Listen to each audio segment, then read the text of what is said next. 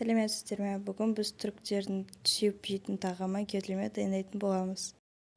Алдымен кішкентай ыдысқа бір жұмыртқаны жарып, кішкене сүт құйып, араластырып аламыз.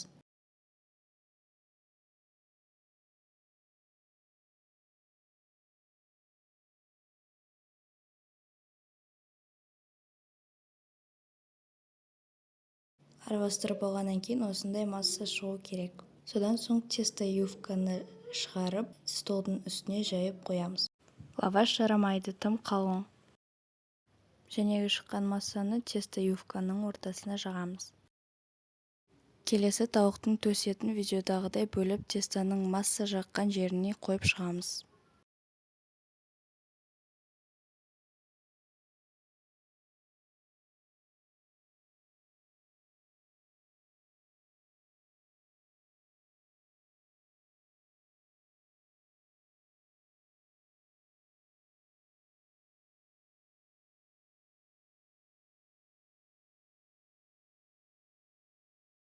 Оның үстіне теркадан өткізілген сырды қоямыз. Салмасы, яғни начинкасы дайын болғаннан кейін видеодағыдай тестомен біртіндеп начинкасын жабамыз. Видеодағыдай массаны әрбір керек жеріне жағып отырамыз.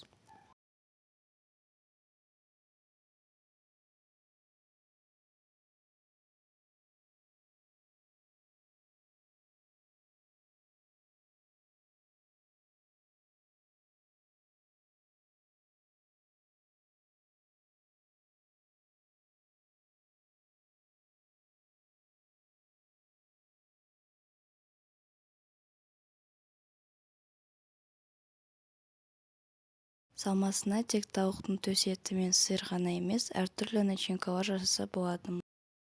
Ары қарай сковородкаға майды құйып ысытамыз.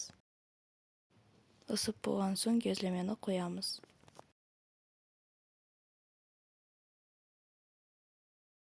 Қызарғаннан кейін аударамыз. Бұл бізде екінші начинка тек сырмен.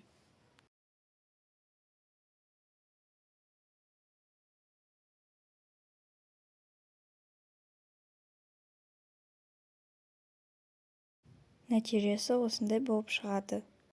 Міндетті түрде дайындап көріңіздер, өте дәмді. Менің жаңа рецептерімді жіберіп алмас үшін менің каналыма тіркеліп қойыңыздар.